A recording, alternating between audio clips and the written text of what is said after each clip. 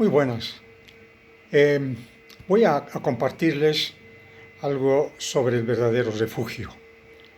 Voy a leer el libro de Salmo, capítulo 119, versos 113 al 120, y dice así: Aborrezco a los hombres hipócritas, mas amo tu ley. Mi escondedero y mi escudo eres tú, en tu palabra he esperado. Apartaos de mí, malignos, pues yo guardaré los mandamientos de mi Dios. Susténtame conforme a tu palabra y viviré, y no quede yo avergonzado de mi esperanza. Sosténme y seré salvo, y me regocijaré siempre en tus estatutos. Hollaste a los que se desvían de tus estatutos, porque su astucia es falsedad. Como escorias hiciste consumir a todos los impíos de la tierra. Por tanto, yo he amado tus testimonios. Mi carne se ha estremecido por temor de ti, y de tus juicios tengo miedo. Una familia cristiana contó haber pasado por una experiencia fuerte durante la guerra civil en El Salvador. Ellos decían que los disparos frecuentemente llegaron a ocurrir frente a su casa, que desde un punto de vista humano hubo ocasiones en que se sintieron desamparados y se acostaban a dormir sin saber si despertarían en el cielo o en su casa. El padre de esta familia cristiana relató de la siguiente manera: cuando las tensiones empezaron a aumentar, un miembro de la iglesia preocupado por nosotros me dio una pistola para proteger a mi familia contra los muchos ladrones que aprovechaban el caos. Pues miré con mucho aprecio su interés por nuestra seguridad, pero al encarnizarse la lucha le devolví la pistola. Si una banda de una docena de guerrilleros irrumpía por la puerta de mi casa portando armas automáticas, esa pistola hubiera resultado tan inútil como una pistola de agua. Pero fue en esos tiempos difíciles que mi familia aprendió que Dios es nuestro escondedero. ¿Quién puede irrumpir a través de Dios? Nuestros cuerpos pueden ser destruidos, pero no hay ejército en la tierra que pueda sitiar a Dios y atacarnos a los que estamos escondidos con Cristo, en Cristo. Una vez que aprendimos esta verdad, pudimos relajarnos y disfruta mi familia a partir de ese instante. Disfrutamos de la vida, aún en medio de una guerra como esta. Qué valiente testimonio de aquella familia realmente. Pero, ¿qué podemos decir nosotros del problema que enfrentamos hoy? Tal vez la razón por la cual la gente está tan tensa es que no tiene lugar donde esconderse. Me pongo a pensar muy seriamente lo que le está pasando a los hermanos en Ucrania.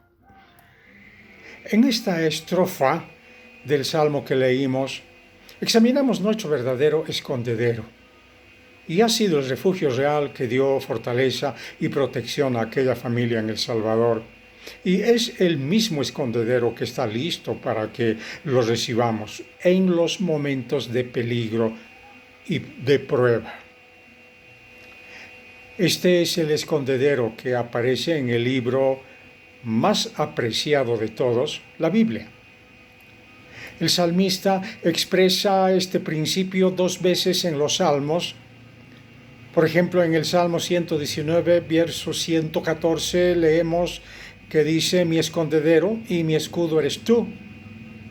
Luego en Salmo 32, verso 7, aparece en forma similar al decir: tú eres mi refugio, me guardarás de la angustia. Asombrosamente, 700 años antes de Cristo, el libro del profeta Isaías, capítulo 32, verso 2, ya revelaba que Jesús vendría a ser nuestro refugio. Pues decía Isaías: y será aquel varón como escondedero contra el viento, y como refugio contra el turbión, como arroyos de agua en tierra de sequedad, como sombra de gran peñasco en tierra calurosa. Pablo dice en Colosenses capítulo 3, verso 3, que nuestra vida está escondida con Cristo en Dios. Jesús provee un refugio perfecto a aquellos que lo buscan, obviamente. Él satisface nuestras sedientas almas con agua viva.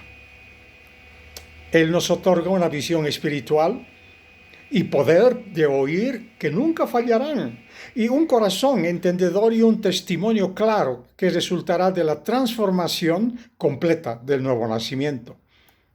Lo que dijo Isaías es tan poderoso porque bajo el gobierno e influencia del Mesías los hombres ya no serán más engañados por el príncipe de mentiras, sino que verán con claridad la diferencia entre la sabiduría moral y la necedad, sabiendo lo que en realidad lo fatua que es una vida dedicada al mal. Por fin, las normas de Dios han de ser obedecidas por su pueblo redimido. Al decir el salmista, aborrezco a los hombres hipócritas, mas amo tu ley, él está declarando dos cosas. El contraste entre estas nos dirige hacia dos áreas de pensamiento, desafiándonos a pensar que lo que tú amas, determina lo que tú aborreces. Y lo que tú amas define el enfoque de tu vida. Sabemos que el verdadero amor es un compromiso total, pero un compromiso como este demanda rechazar todo lo que no es conforme a ese amor. Si Dios ama la verdad y la justicia, necesariamente tiene que aborrecer la falsedad y la injusticia, ¿verdad? El salmista describe su compromiso total hacia la palabra de Dios, en donde nos ha dicho repetidas veces que ama la ley de Dios. De tal manera que en este Salmo 119 declara 4 cosas que aborrece a causa de su amor por la palabra de Dios.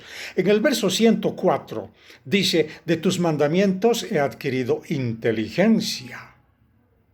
Por tanto, he aborrecido todo camino de mentira. Lo que está diciendo es que adquirimos inteligencia cuando al leer su palabra nos lleva a una vida de obediencia. Con razón, Job 28:28 dice aquí que el temor del Señor es la sabiduría y el apartarse del mal, la inteligencia. Amar lo que Dios ama y aborrecer lo que Dios aborrece es en definitiva la convicción con lo que obra el Espíritu al enseñarnos la verdad de la palabra de Dios. En los versos 127 y 128 de este capítulo del libro de Salmos 119, el salmista insiste diciendo, por eso he amado tus mandamientos más que oro, y más que oro muy puro.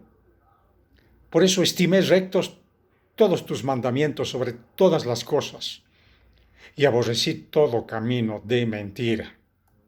Y en el verso 163 de este salmo concluye diciendo, la mentira aborrezco y abomino, mas tú le amo. Esta verdad es irrefutable y tiene que ser relevante en todo aspecto en nuestras vidas.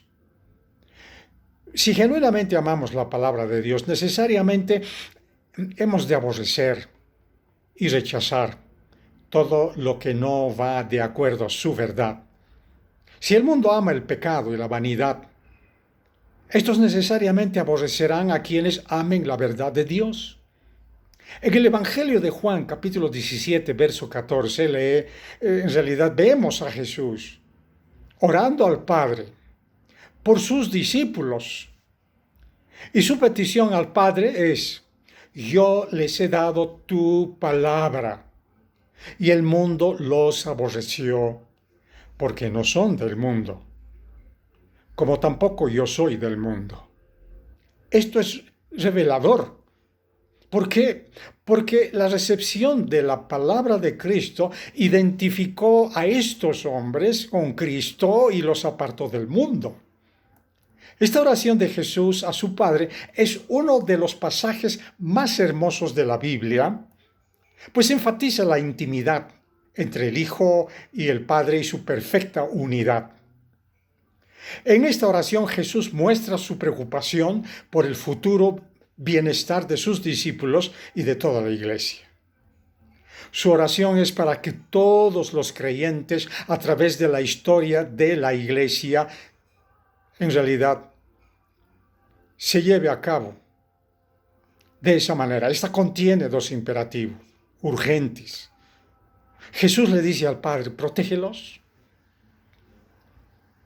protégelos del mal, guárdalos, y luego dice: santifícalos, es decir, perfecciónalos en santidad. ¿Cómo?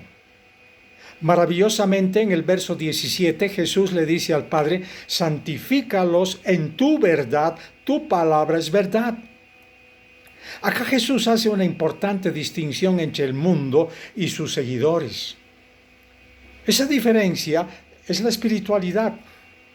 Los discípulos tienen una tarea que cumplir en el mundo. Y a pesar que ellos están dentro del mundo, no deben ser del mundo. No negamos que cada día nos encontraremos con la necesidad de mantener una relación con las personas a nuestro alrededor, ya sea en nuestro trabajo, los vecinos, los amigos, familiares, etc. Pero cuando nuestra relación con alguien que nos lleve a pensamientos que distraen nuestra atención y apartan nuestro enfoque de la palabra de Dios, tenemos que aborrecer tal influencia.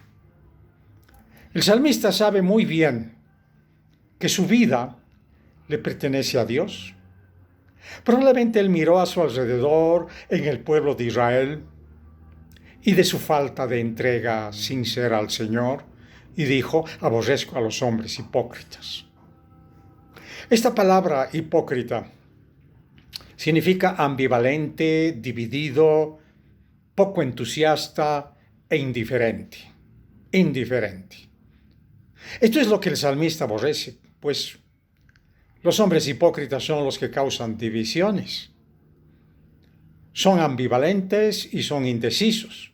Son aquellos que desgajan o interrumpen nuestra relación con la palabra de Dios, los que están llenos de pensamientos vanos y faltos de significado. El apóstol Judas, en su epístola, verso 19, dice claramente: estos son los que causan divisiones, los sensuales, que no tienen al Espíritu. ¿Qué cosas ocupan tu mente? ¿Acaso sufres de doble ánimo? ¿Tienes pensamientos sin convicción acerca de la palabra de Dios? Solamente tienes que echar una mirada detenida a las cosas que tú aborreces. En tu corazón tienes que hacerlo de esa manera. Preguntarte eso. Miren, en su corazón el salmista ha decidido dar el paso siguiente. Él está determinado a amar lo que Dios ama y a aborrecer lo que Dios aborrece. Lo que tú amas determina el enfoque en realidad de tu vida. Piensa, cuán dulce es saber que Dios nos ama. Él se enfoca en su amor por nosotros, aun con todas nuestras fallas. ¿Amas tú la palabra de Dios de esa manera? ¿Sabías que las Escrituras fueron dadas no para dar vida eterna, sino para dar testimonio de aquel que es el dador de la vida? Pues en Cristo se cumple todo propósito. Si amas la palabra de Dios, es porque amas a su autor. Jesús nos dice en Juan 14:15, si me amáis, guardad mis mandamientos. Si me amáis, guardad mis mandamientos. De modo intelectual sabes que Dios es tu refugio. Pero cuando desobedeces su palabra, tú quedas desprotegido. No hay nada que el enemigo pueda hacer que nos haga daño siempre y cuando no demos lugar al diablo. El diablo hará todo lo que está a su alcance para sacarte de tu refugio. No se trata de perder la salvación, sino de ser sacado de la posición que nos protege contra los ataques del enemigo. La confianza del rey David ante sus enemigos proviene del compromiso al declarar: guardaré los mandamientos de mi Dios. De esta manera, el enfoque de la vida del salmista está claro. Él ama la palabra de Dios de modo apasionado. Esta inmersión en la palabra de Dios le dio una fortaleza ante todo peligro. Qué alivio es saber que Jesús oró al Padre así: no ruego que los quites del mundo, sino que los guardes del mal. Si tu falta de confianza en los momentos de prueba es por desobediencia a la palabra de Dios, todavía puedes remediarlo de manera sencilla: enamórate del Señor. La gratitud por su gran amor al dar su vida en la cruz para rescatarnos hará que queramos saber más y más de Él. Y con desesperación lo buscaremos en la Biblia. Con razón el salmista, con todo su corazón, expresó estas palabras en Salmo 119, verso 116: susténtame conforme a tu palabra y viviré. Y no quede yo avergonzado de mi esperanza. Todo el mundo busca que lo levante cuando se siente caído. Sin embargo, el que sustenta al creyente está listo para levantarlo en todo momento. ¿Dónde te refugias tú cuando las cosas se ponen difíciles? ¿Dónde está tu seguridad?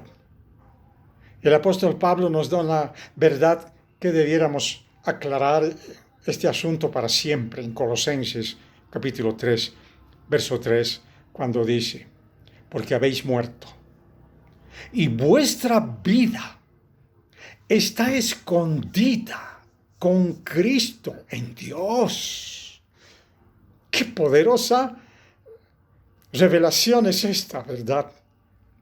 Has muerto al mundo, vives en Cristo, por Cristo y para Cristo. Él gobierna tu vida. Querido hermano y hermana y amigos, que Dios los bendiga. Y gracias por oír otra enseñanza breve acerca de este tema, a quien es nuestro refugio.